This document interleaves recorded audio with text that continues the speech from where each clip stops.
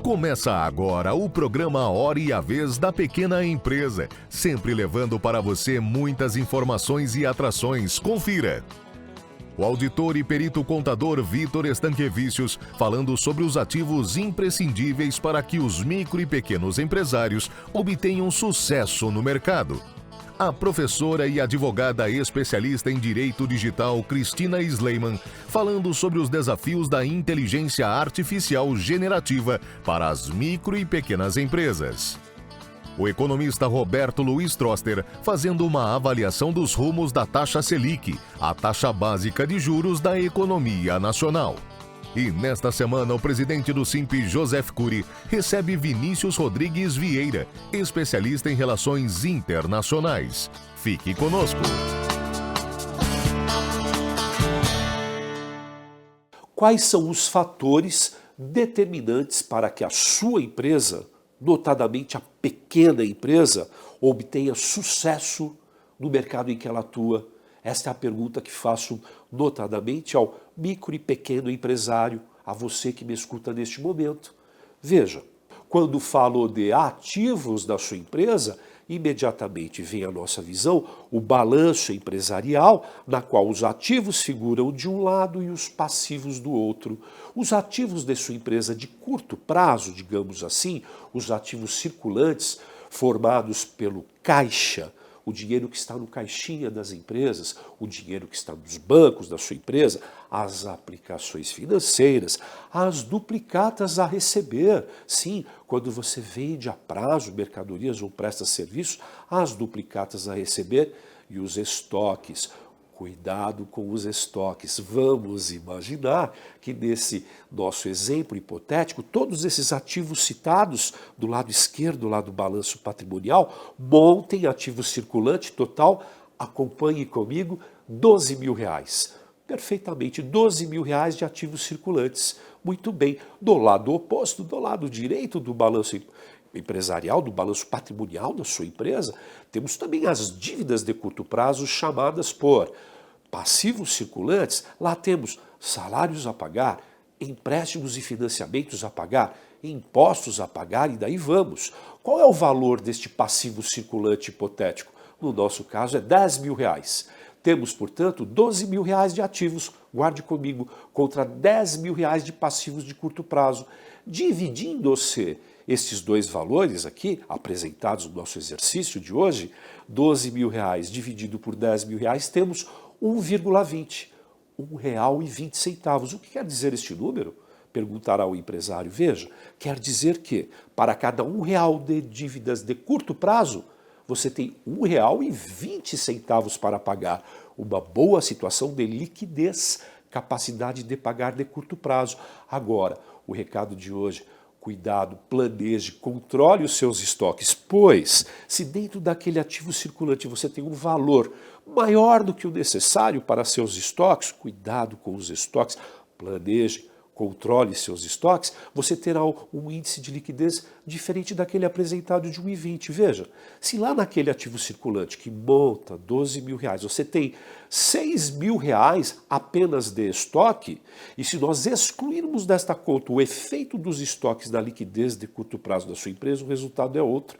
Vejamos, R$12 mil menos R$6 mil dos estoques, temos R$6 mil que divididos por dividindo-se por R$10 mil, que é o passivo circulante, teremos 0,6, apenas 60 centavos de ativos de curto prazo para pagar R$1 de dívidas de curto prazo. Veja como o fator estoque é determinante para que a sua empresa, notadamente a pequena empresa, possa ter dificuldades no capital de giro da sua própria empresa, fazendo com que você tenha que alocar mais recursos empresário da sua empresa, o que nem sempre é fácil, convenhamos, ou ter que se submeter a um empréstimo ao financiamento no mercado financeiro e ter que acatar essas taxas de juros altíssimas que hoje se apresentam no mercado financeiro.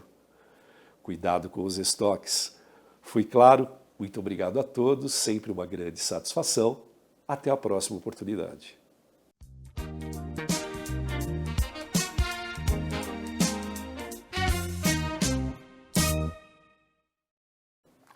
Para onde vai a Selic? Essa é uma pergunta que quase todos os empresários e cidadãos se fazem. Na última reunião, a maioria dos analistas achou que a Selic ia permanecer em 14,75. O Banco Central aumentou em 0,25 e a taxa ficou em 15%. Não só a taxa aumentou, e o comunicado e a ata depois foi bem contundente que ia permanecer por um longo tempo. Será que a taxa é ótima ou não? Alguns indicadores robustos indicavam que não devia ter sido aumentado a taxa. O primeiro deles é que as projeções de inflação já estavam caindo, quer dizer, as expectativas em queda para uma inflação mais baixa. A segunda coisa é que o preço do petróleo no mercado externo estava caindo, preço do petróleo caindo, preço dos combustíveis mais barato, outros produtos mais baratos. A taxa de câmbio está batendo, cada dia que passa, valores mais baixos. Isso que indica? Um preço menor para todos os produtos importados e para todos os produtos exportáveis. E por último, no mercado internacional, o preço das commodities também está caindo. Preço das commodities mais baixos, alimentos de maneira geral mais baixo, minerais mais baixos, menos inflação e juros mais baixos. Resumindo, entre 14,75 e 15, a diferença é muito pequena, materialmente insignificante, mas o Banco Central quis dar uma sinalização. O ponto bom é o seguinte: a inflação vai continuar arrefecendo, o câmbio vai continuar caindo e possivelmente o mercado estima que a taxa só vai começar a cair no começo do ano que vem. As minhas projeções mostram e apontam que, com certeza, os indicadores, na última reunião desse ano, nós devemos ter o começo de um ciclo de queda da Selic. E tomara que seja um ciclo de muitas quedas para uma taxa de juros mais baixa. Quanto mais baixa for, quanto menos inflação tivermos, mais crescimento terá o Brasil. Queremos ouvir a sua opinião sobre temas, críticas, sugestões e até mesmo elogios. Nos siga nas redes sociais e acompanhe o SIMP.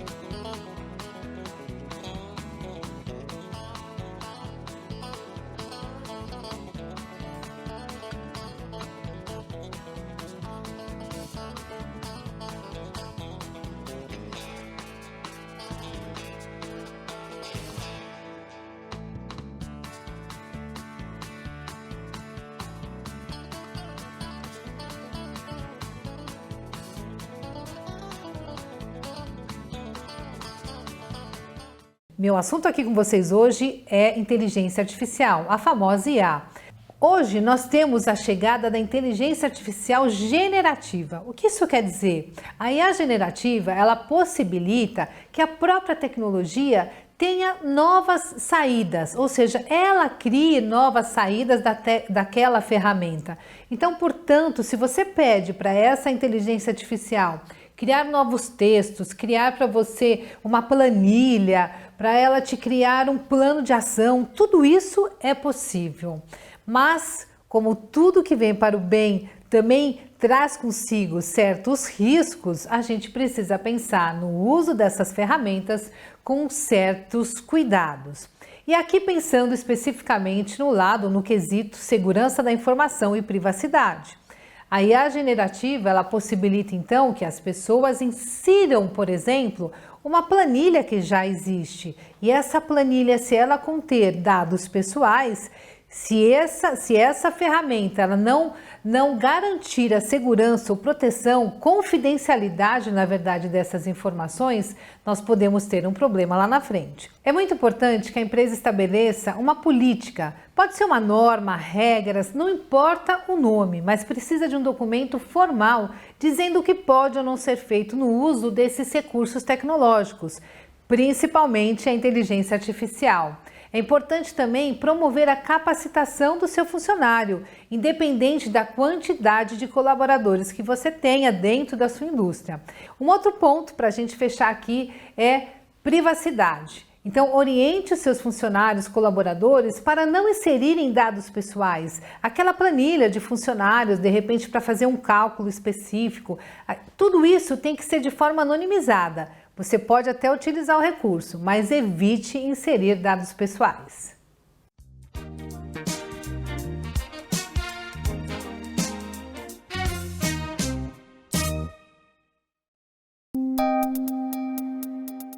Entrevista da semana.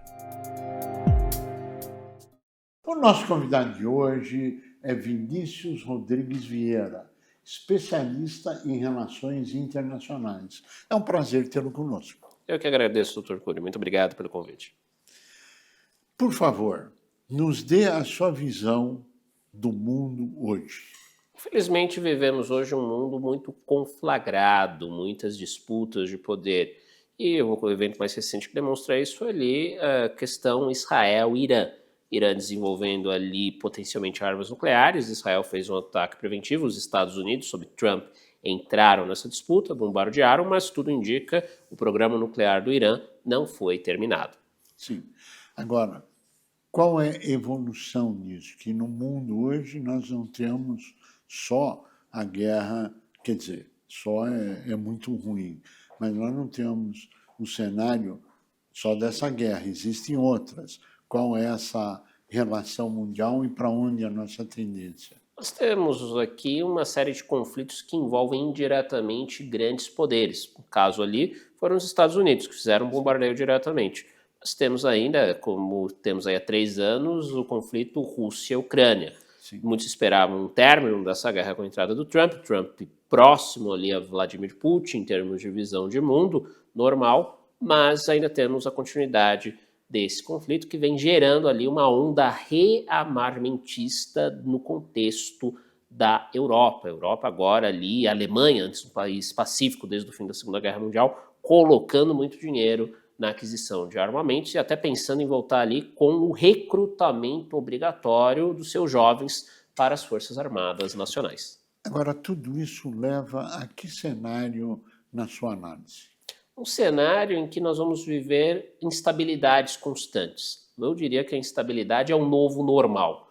Ou, como alguns dizem, tendo a concordar com isso em relações internacionais, um retorno ao velho normal.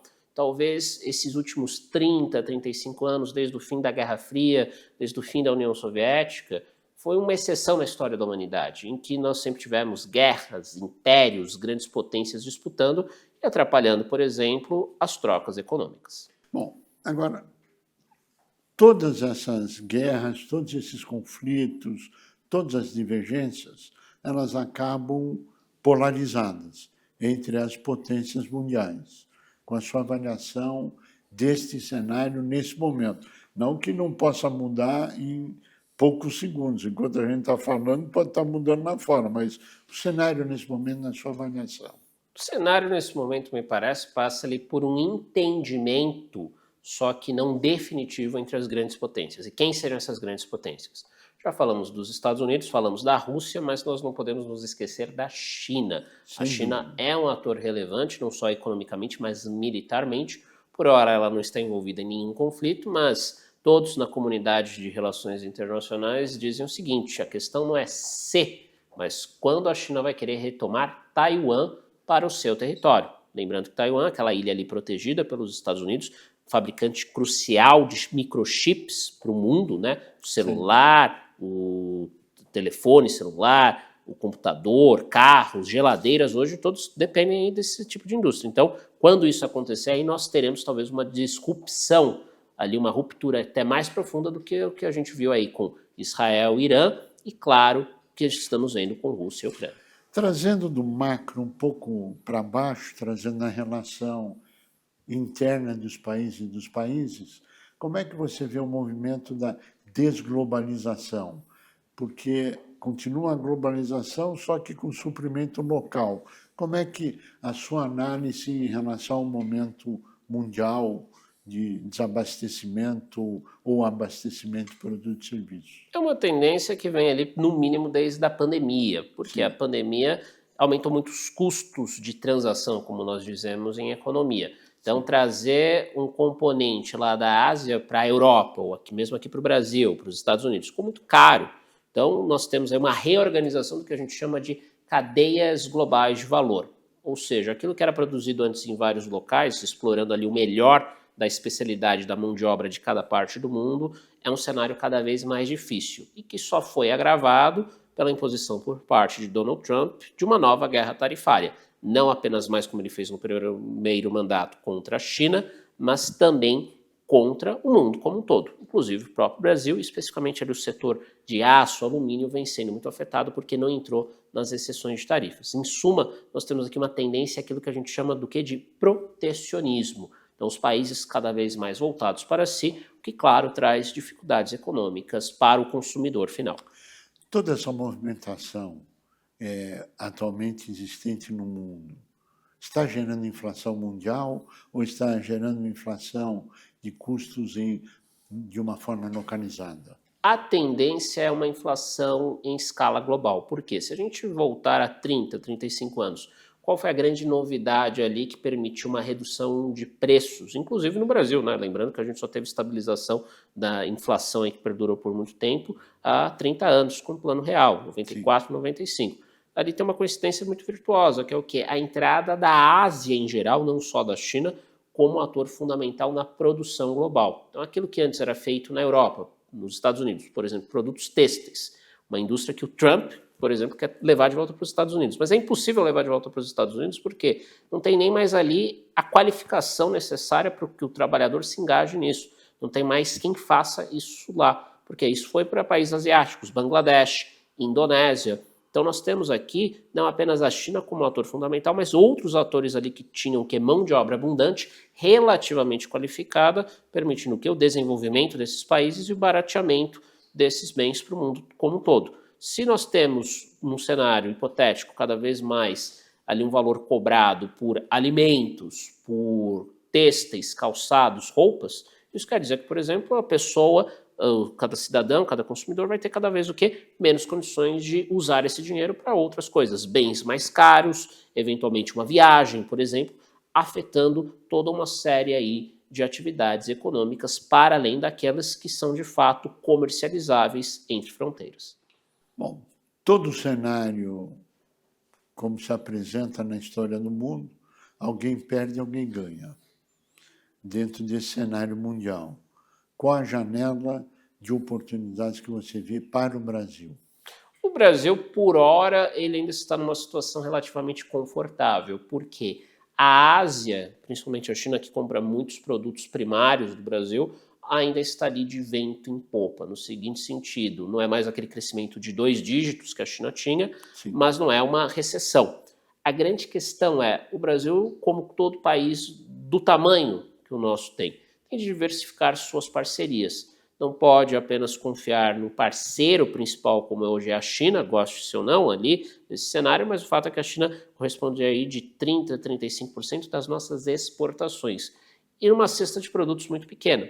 Minério de ferro, a soja principalmente, cada vez mais ali o setor de carnes, bovinas, né, carne de frango, que teve aí um embargo recentemente, alimentos em geral. Sim. Então nós temos aqui um cenário que o Brasil precisa voltar a se industrializar. Inclusive, né, a gente pensa às vezes em indústria, grandes unidades, participação estatal, como foi a nossa industrialização originalmente, mas não, pode ser indústrias pequenas, de médio e pequeno porte, que contribuiriam no para que nós consigamos mais mercados consumidores, já tem todo um esforço, né, de achar potenciais mercados, inclusive na própria Ásia, ali, Sim. no Sudeste Asiático, ali é muito promissor, a própria África, América Latina. Então o trabalho é duplo, fazer a lição de casa reindustrializando o país, mas ao mesmo tempo conquistando novos mercados para evitar uma dependência excessiva de qualquer ator no mundo.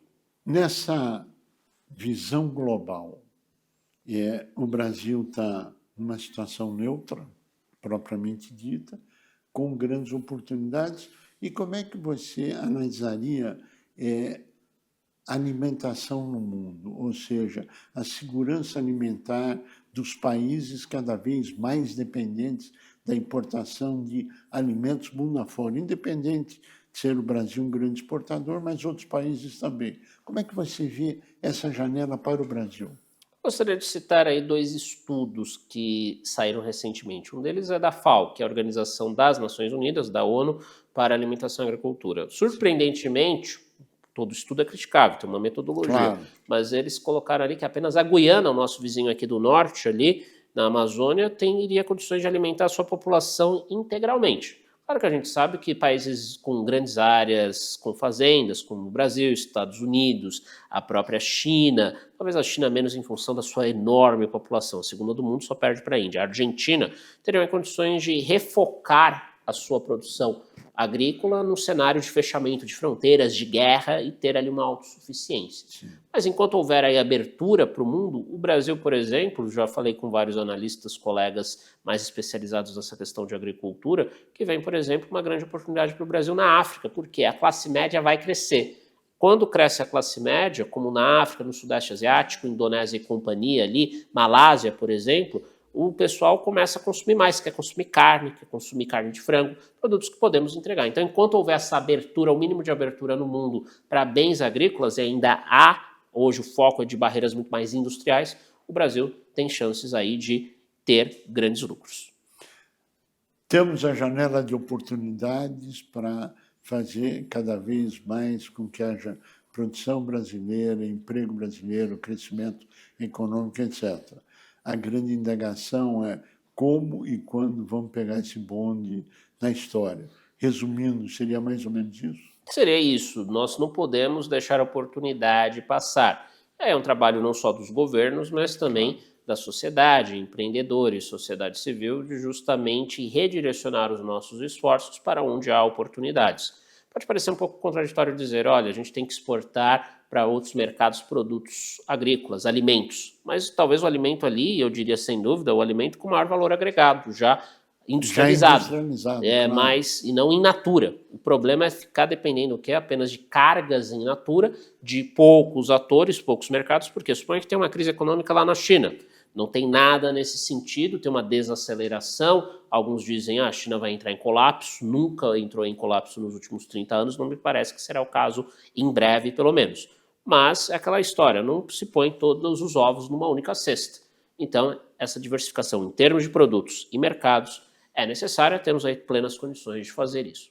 Bom, dentro desse cenário todo, claro que existem produtos e serviços que são essenciais nessa paz ou desarmonia mundial. Qual a sua análise sobre esse tema? Nós temos aí os produtos chamados metais raros, metais terras raras, em que o Brasil é um mercado muito promissor, porque tem reservas comprovadas, reservas ainda a serem exploradas.